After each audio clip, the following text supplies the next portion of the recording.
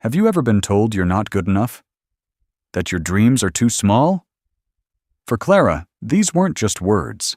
They were the final, cutting remarks from her ex-husband, Preston, a man who equated self-worth with net worth.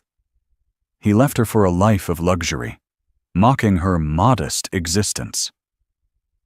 But what happens when the quiet life you've built, the one he scorned, attracts the attention of someone who can buy and sell Preston's entire world? This is a story about how the universe has a funny way of balancing the scales, proving that true wealth isn't about what you have, but who you are. Before we get started, drop your city in the comments. It's always amazing to see where everyone's watching from across the globe. Let's jump in. Clara traced the rim of a ceramic mug, its earthy texture a familiar comfort in her hands. The morning sun, a soft, buttery yellow, spilled into her small but meticulously kept apartment in Austin, Texas. It illuminated the dust motes dancing in the air, each a tiny, glittering reminder of the quiet world she had built for herself. This was her sanctuary, a place of peace far removed from the gilded cage she had once called home. Her ex-husband, Preston Thorne, would have called it quaint, or more likely, pitiful. Preston, a man whose ambition was as vast and unforgiving as a desert, had always seen life as a ladder. You were either climbing or you were falling. There was no in-between, no standing still to appreciate the view. For 10 years, Clara had tried to keep pace with his relentless ascent, hosting lavish dinner parties, smiling graciously at his condescending business partners, and slowly, piece by piece, sanding down the edges of her own personality until she was as smooth and polished as the marble countertops in their multi-million-dollar mansion. The end had been as swift as it was brutal. "I need a partner, Clara, not a passenger," he had said, his voice devoid of the warmth she once cherished. He was leaving her for Sloane, a woman who was his equal in every way that mattered to him. Ruthless, impeccably connected, and with a portfolio that could rival a small nation's GDP. Clara, with her love for pottery, her volunteer work at the local animal shelter, and her dream of opening a small bookstore cafe, was, in his eyes, an anchor. The divorce had been finalized 2 years ago, but the echoes of his final words still haunted her. "Enjoy your modest little life, Clara. I'm sure you'll be very comfortable." The sneer in his voice had been the final twist of the knife. But Clara had done more than become comfortable. She had become herself again. She had taken her share of the settlement, a sum that felt astronomical to her, but was a mere pittance to Preston, and invested it wisely. Not in stocks or bonds, but in her own well-being. She'd found this apartment, filled it with plants and second-hand books, and enrolled in a pottery class, the one she'd always dreamed of. Her hands, once adorned with diamonds, were now perpetually dusted with clay, and she had never been happier. Her phone buzzed, pulling her from her reverie. It was a text from her best friend, Maya. "Maya, you will not believe who I just saw at the Four Seasons. Your ex-demon and his plastic bride. They look like they're negotiating a hostile takeover of the brunch menu." Clara chuckled. Maya's descriptions were always so vivid. "Clara, let me guess, he's wearing that ridiculously expensive watch he bought after closing the Henderson deal?" "Maya, the very same. And she's wearing a dress that costs more than my car. They're holding court, Clara. It's disgusting." Clara felt a familiar pang, not of jealousy, but of a weary sadness. She had once been a part of that world, a world where your value was measured by the labels you wore and the company you kept. She was glad to be free of it. But sometimes, the ghost of that life lingered. "Clara, well, I'm about to go play with mud, so I think I'm winning." "Maya, damn right you are. Hey, are we still on for tonight?" Clara smiled. Tonight was their weekly ritual: cheap wine, pizza, and a movie marathon. It was simple, uncomplicated, and utterly perfect. "Clara, Absolutely. My turn to pick the movie. I'm thinking something with subtitles. Maya, you're a monster. See you at 7. Clara set her phone down and took a sip of her coffee. The bitterness of the brew was a pleasant contrast to the sweetness of the morning. She was about to head to the community pottery studio she shared with a few other local artists when her phone buzzed again. This time, it was an unknown number. Unknown. She almost ignored it, but something made her answer. Hello? Clara Thorne? The voice was deep, smooth, and unfamiliar. It's Clara Hayes now, she corrected, the words tasting of freedom. Who is this? My name is Ethan Davenport. I'm calling about your pottery. Clara's brow furrowed. My pottery? Yes. I saw some of your pieces at the East Austin studio tour last month. The vases, specifically. The ones with the blue crystalline glaze. Clara's heart did a little flutter. The blue crystalline glaze was her signature, a difficult and often unpredictable technique that she had spent months perfecting. Oh, yes, I remember those. I was wondering if you take commissions. This was a first. She had sold a few pieces here and there. But a commission? That felt professional. I do. What did you have in mind? I'm the curator for a new hotel opening downtown, the Ethel. We're looking for unique, locally sourced art to feature in our penthouse suites. Your work is exactly the kind of aesthetic we're aiming for. It's grounded, authentic. It has a soul. Soul. The word resonated with her. Preston had always called her pottery a messy hobby. I'd be honored to be considered, she said, her voice a little shaky. Excellent. Would you be available to meet this week? I'd love to discuss the project in more detail. They set a meeting for the following day. When Clara hung up, she felt a dizzying sense of validation. It wasn't about the money, though that would certainly be a bonus. It was about being seen. Really seen. The next day, she met Ethan at a coffee shop. He was even more charming in person, with kind eyes and a smile that seemed to reach them. He spoke about art with a passion that she found infectious, and when he talked about her work, he used words like nuance and emotional resonance. For the first time in a long time, she felt like an artist, not just a woman who played with clay. The commission was for 10 large vases, a significant undertaking that would keep her busy for weeks. She left the meeting feeling energized, inspired, and for the first time in a long time, hopeful about her future. That evening, as she and Maya were halfway through a bottle of Pinot Grigio and a heated debate about the merits of 1980s action movies, Clara's phone rang. It was Preston. Her blood ran cold. He never called. They communicated exclusively through their lawyers, a sterile and blessedly infrequent exchange. What do you want, Preston? She answered, her voice sharper than she intended. Clara, darling, he began, his tone oozing a synthetic charm that made her skin crawl. I was just thinking about you. How are you? Still enjoying your simple life? I'm fine, Preston. What do you want? I heard you were at the Four Seasons for brunch, he said, and she could almost hear the smirk in his voice. Trying to relive the glory days? Clara rolled her eyes. Of course, someone had seen her and reported back to him. His network of informants was as extensive as it was pathetic. I was meeting a client, she said. The word client, tasting like a small victory. Preston laughed, a short, barking sound. A client? Don't tell me you're still selling those little pots and pans of yours.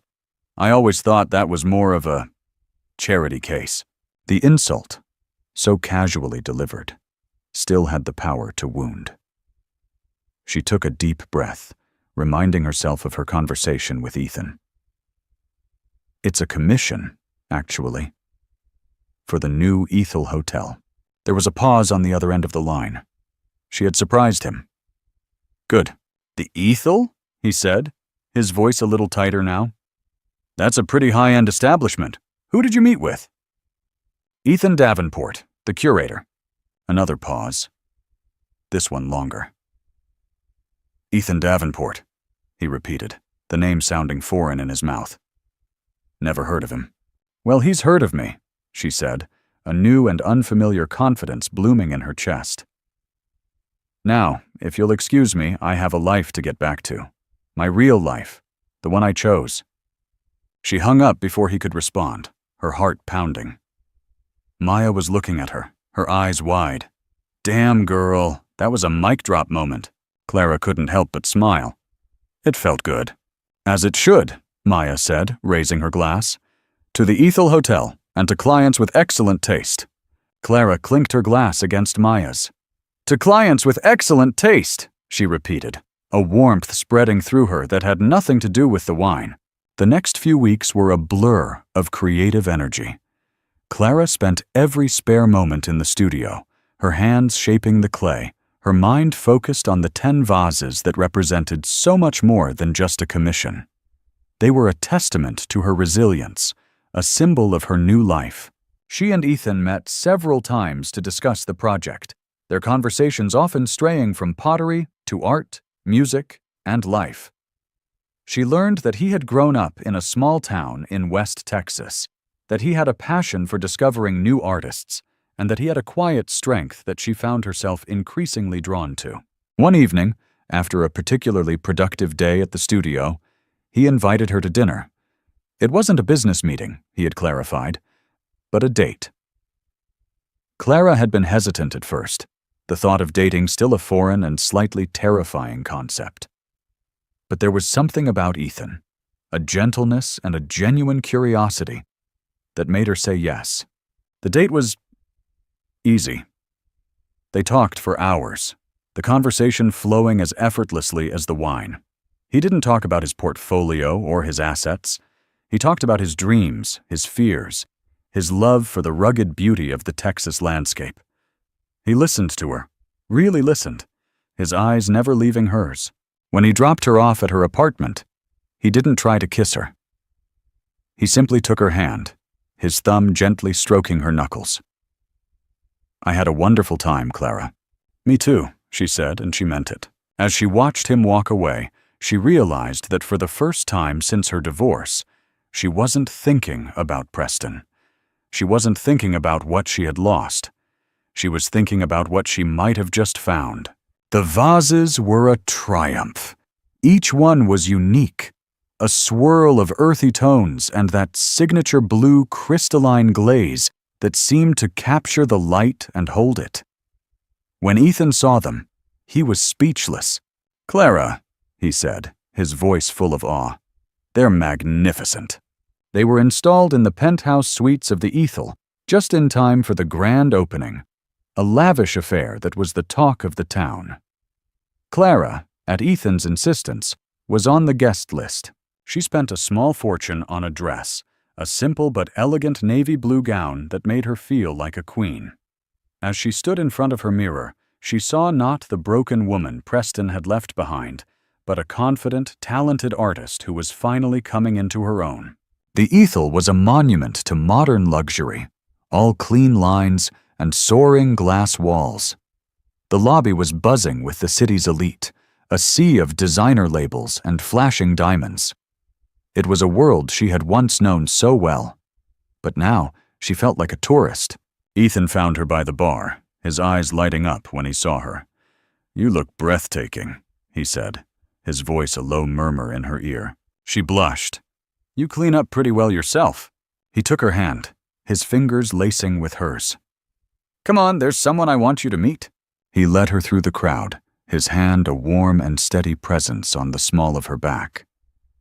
They stopped in front of a small group of people, at the center of which stood a man with a familiar, predatory smile. Preston. Clara's heart stopped. Of course, he was here. An event of this magnitude was like a homing beacon for him. He was with Sloane, who looked as if she had been carved from ice, her beauty as cold as it was perfect. Preston's eyes widened in surprise when he saw her, his gaze flicking from her face to her hand, so securely held in Ethan's. "Clara," he said, recovering quickly. "What a surprise. I didn't realize you were on the guest list." The implication was clear. You don't belong here. "Preston," she said, her voice steady. "Sloane, You remember my ex-husband."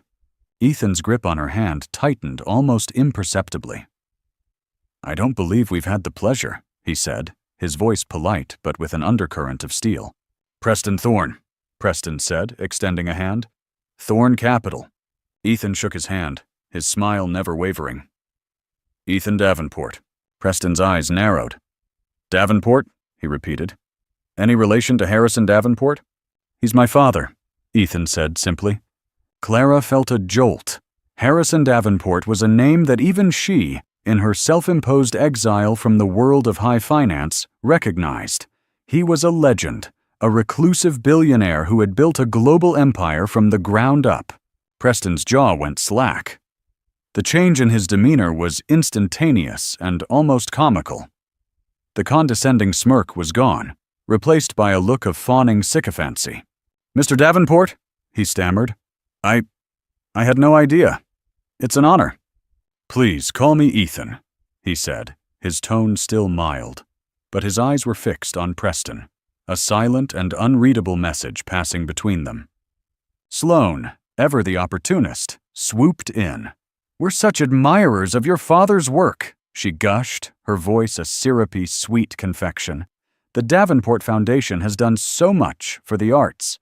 "Indeed," Preston added, nodding eagerly. "We were just saying how we need more people like your father, people with real vision." Clara felt a surge of nausea. The hypocrisy was so thick she could taste it. These were the same people who had mocked her hobby, who had dismissed her art as worthless. Ethan, to his credit, seemed unimpressed. "My father believes in supporting authentic talent," he said, his gaze shifting to Clara, a warmth in his eyes that was meant only for her. "Which is why we're so thrilled to have Clara's work featured in our hotel." Preston's head snapped back to Clara, his eyes wide with a dawning, horrified understanding. Your work?" "Yes," Ethan said, his smile widening. "Her vases are in every one of our penthouse suites. They're the centerpiece of our collection. In fact, I was just telling my father that Clara is one of the most exciting artists I've discovered in years." The color drained from Preston's face. He looked at Clara, really looked at her, as if for the first time, he saw not the modest ex-wife he had so carelessly discarded, but a woman standing beside the son of one of the most powerful men in the world. A woman whose art was being celebrated in the most exclusive hotel in the city. The silence stretched, thick with unspoken words. Sloane looked as if she had swallowed a lemon. It was Clara who finally broke it. "It's been lovely seeing you both," she said, her voice clear and strong. "But if you'll excuse us, Ethan was just about to give me a tour of the penthouse." She turned, and with Ethan's hand still firmly in hers, she walked away, leaving Preston and Sloane standing in her wake, their world suddenly, irrevocably, tilted on its axis. As they rode the private elevator to the penthouse, the silence was broken only by the soft hum of the machinery. Clara's mind was racing, a whirlwind of emotions swirling within her. "You didn't tell me your father was Harrison Davenport," she said, her voice barely a whisper. Ethan turned to her, his expression unreadable. "Would it have made a difference?" I don't know," she admitted. "It's just a lot to take in." "I know," he said, his voice gentle. "I'm sorry, I should have told you." "Why didn't you?" "Because I wanted you to see me," he said, his gaze intense. "Ethan, not Ethan Davenport, son of a billionaire, just Ethan, the guy who loves your pottery." The elevator doors opened, revealing a suite that was the epitome of luxury. But Clara barely noticed the floor-to-ceiling windows, the designer furniture, the breathtaking view of the city skyline. Her eyes were fixed on the vase that sat on a pedestal in the center of the room. Her vase, its blue crystalline glaze shimmering in the soft light. "I see you, Ethan," she said, her voice thick with emotion. "I see you." He stepped closer, his hands coming up to cup her face. "And I see you, Clara, the most incredible woman I've ever met."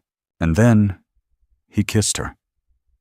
A kiss that was full of all the words they hadn't said. a kiss that tasted of new beginnings and second chances. In that moment, surrounded by the trappings of a world she had once thought she wanted, Clara realized that true wealth had nothing to do with money or status. It was about connection. It was about authenticity.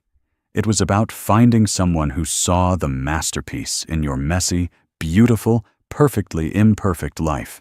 And as she kissed him back, the echoes of her past life finally, blessedly, faded into silence. The weeks following the Ethel's grand opening were a surreal dream. Clara's name, once relegated to the society pages as an accessory to Preston Thorne, was now being whispered in the art galleries and cultural circles of Austin. The story of the unknown potter, discovered by the enigmatic son of Harrison Davenport, was a compelling narrative, and the city's media, always hungry for a Cinderella story, devoured it. Her small online shop, once a trickle of sales to friends and local enthusiasts, was now flooded with orders. Inquiries for commissions came from as far away as New York and San Francisco. She had to start a waiting list, a concept that was both thrilling and terrifying. The community studio, once her quiet refuge, now felt too small, too public. She found herself longing for a space of her own, a place where her burgeoning career could take root and grow.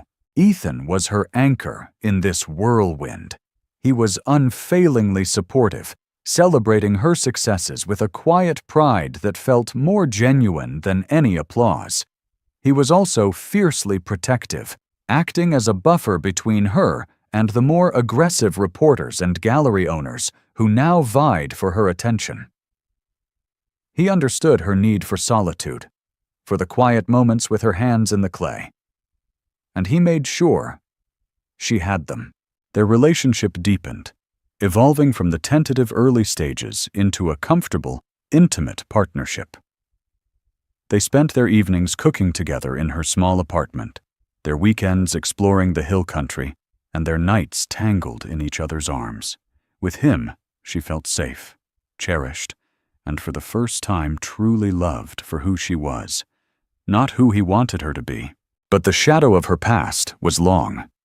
One afternoon, while she was sketching designs for a new collection, a sleek black car pulled up in front of her apartment building.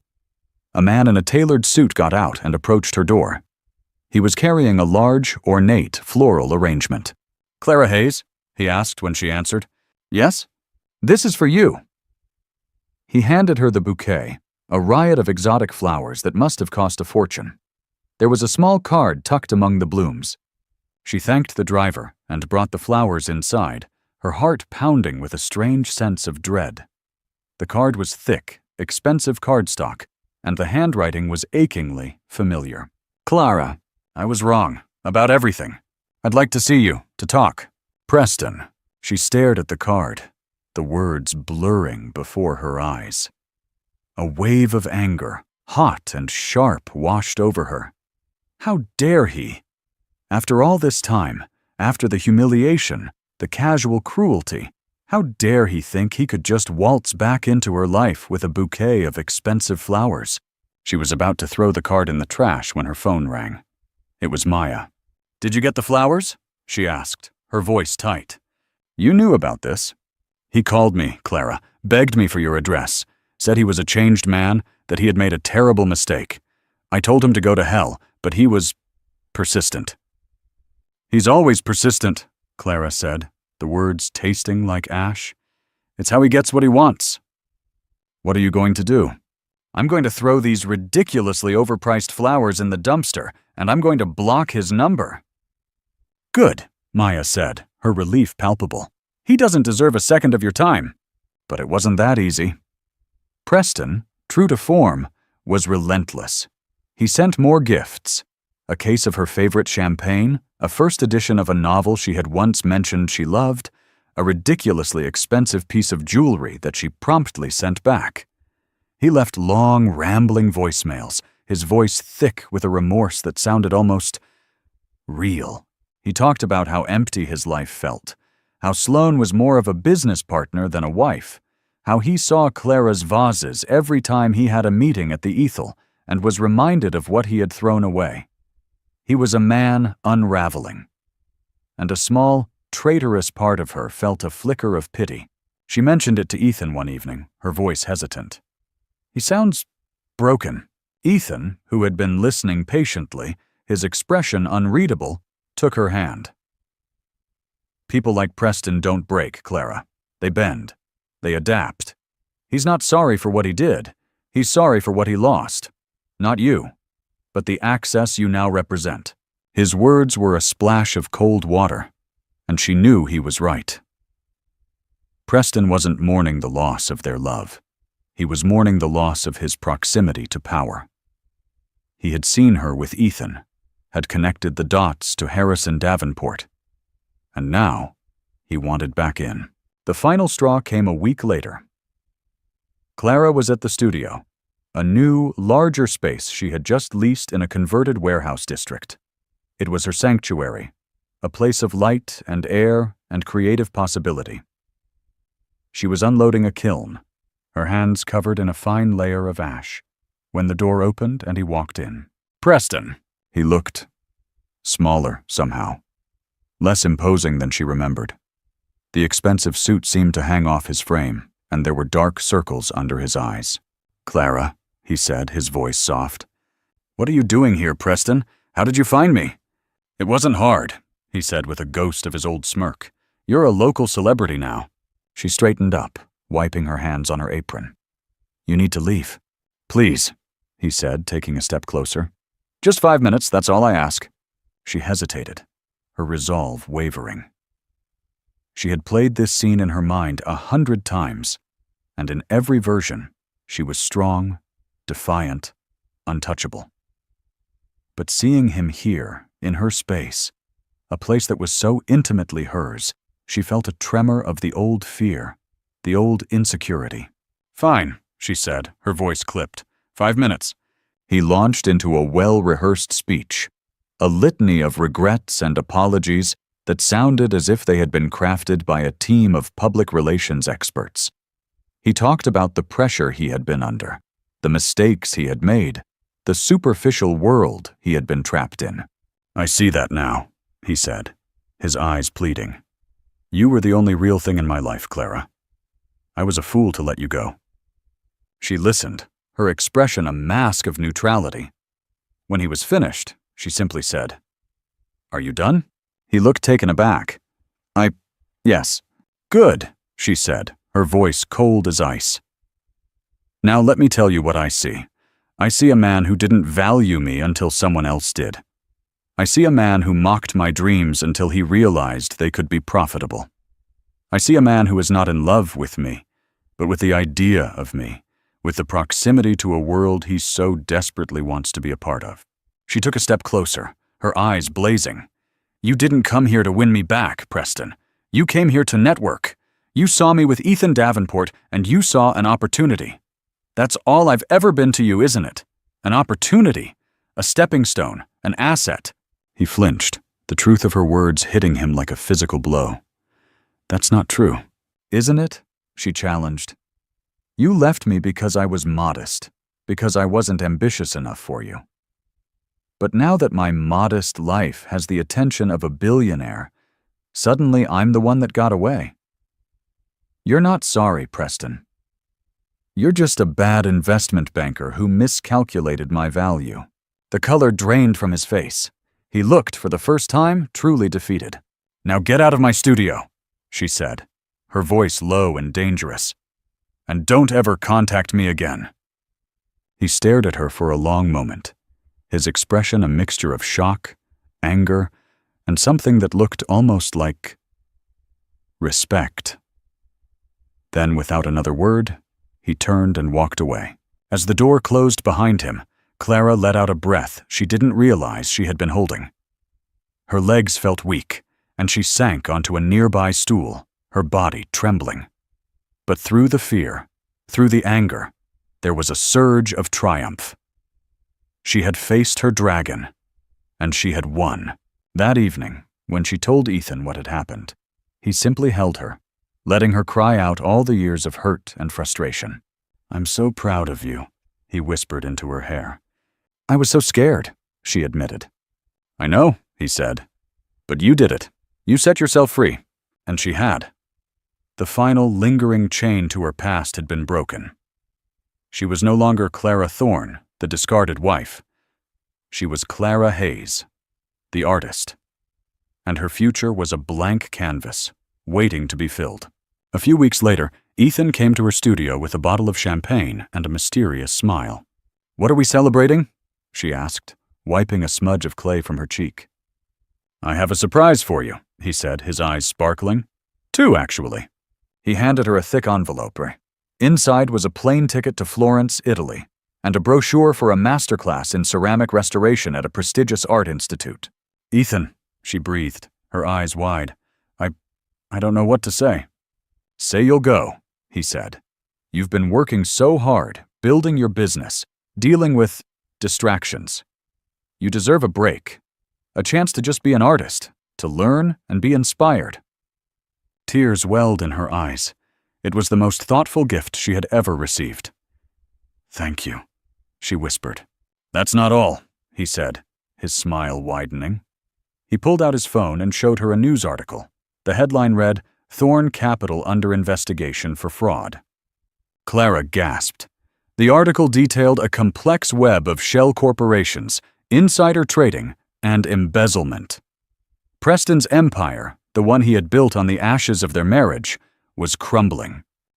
What happened?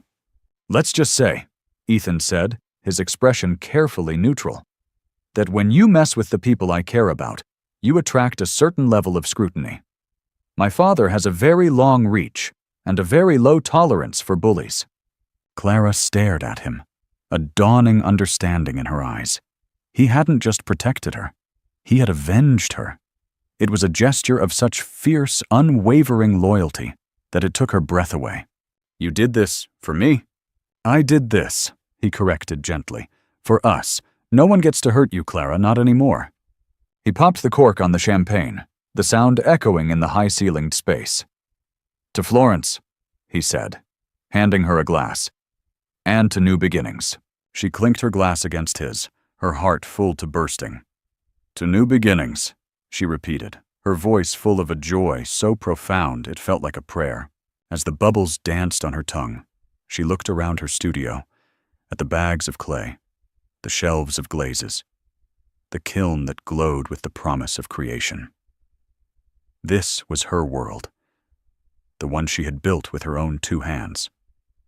It was real, it was authentic, and it was hers.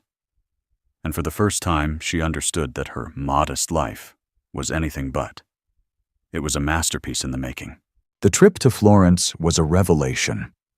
Immersed in the art and history of the city, Clara felt a creative awakening unlike anything she had ever experienced. She spent her days in the cool, quiet halls of the Restoration Institute, her hands carefully mending the broken pottery of centuries past. It was a slow, meditative process, a conversation with the artists who had come before her. She was not just fixing their work. She was honoring their legacy. In the evenings, she and Ethan would wander the cobblestone streets, getting lost in the labyrinthine alleyways, discovering hidden trattorias and tiny artisan shops. They ate gelato by the Arno, watched the sunset from the Piazzale Michelangelo, and talked for hours about art, life, and the future. It was in Florence that Ethan told her the full story of his family. He spoke of the immense pressure of being Harrison Davenport's son, the constant struggle to forge his own identity in the shadow of his father's legend. He confessed that his passion for art was, in part, a rebellion, a way to carve out a space for himself that had nothing to do with finance or power. He wanted me to follow in his footsteps, Ethan said one evening, as they sat on the steps of the Duomo, the magnificent cathedral glowing in the twilight. He saw my love for art as a weakness, a distraction. It took me a long time to convince him that it was my strength. He sees it now, Clara said, her hand finding his in the darkness. He must. The easel is a testament to that. Ethan smiled, a sad, wistful expression on his face. He sees the success, the return on investment. but I'm not sure he'll ever truly understand the why. In that moment, Clara saw the vulnerability beneath his quiet confidence. He was not just a billionaire's son. He was a man searching for his father's approval, a man trying to bridge the gap between two very different worlds. And she, in her own way, understood that struggle. When they returned to Austin, Clara was a changed woman. The last vestiges of her insecurity had been stripped away, replaced by a quiet, unshakable confidence in her own talent and her own worth. She threw herself into her work, her new collection inspired by the colors and textures of Florence. Her pieces were bolder, more ambitious, and infused with a depth and maturity that reflected her own personal growth. The news of Preston's downfall had sent shockwaves through the city's business community. Thorne Capital had imploded, taking with it the fortunes of many of Austin's elite. Preston, facing a mountain of legal battles and a flock of angry investors, had disappeared from the social scene. Sloane, in a move that surprised no one, had filed for divorce, her loyalty as fleeting as her husband's fortune.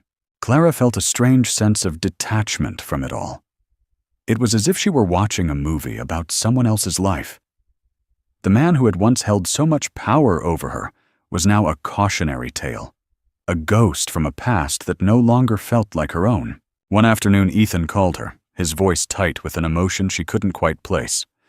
"Can you meet me? There's something I need to show you." He gave her an address in a part of town she didn't recognize, a quiet, tree-lined street of stately old homes. When she pulled up, she saw him standing on the sidewalk in front of a magnificent, sprawling mansion, a beautiful but neglected relic from a bygone era.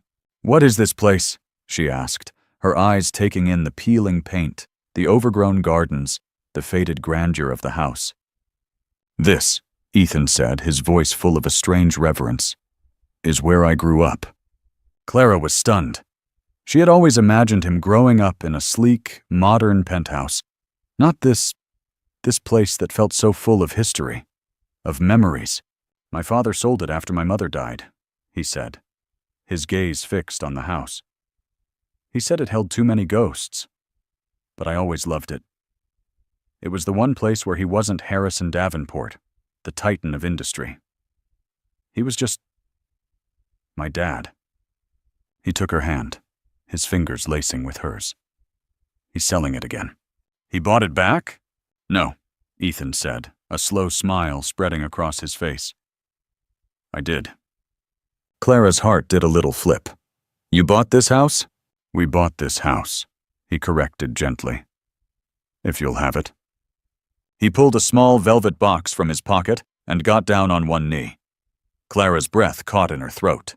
"Clara Hayes," he said, his voice thick with emotion. "You are the most incredible, talented, and resilient woman I have ever known. You have taught me what it means to be true to yourself, to find the beauty in the broken pieces, to build a life of authenticity and purpose. I don't want to be Ethan Davenport, son of a billionaire, anymore. I just want to be Ethan, the man who loves you. Will you marry me?" Tears streamed down her face as she nodded, unable to speak. He slipped the ring on her finger, a simple, elegant band with a single perfect diamond that seemed to capture all the light in the world. The wedding was a small, intimate affair, held in the newly restored gardens of their new home. Maya was her maid of honor, and Ethan's father, Harrison, was his best man. Harrison Davenport was an imposing figure, a man who radiated power and authority. But when he spoke to Clara, his eyes were surprisingly kind. "He's a good man," he said, his gaze softening as he looked at his son. "You've made him happy." "He's made me happy too," Clara said, her heart full.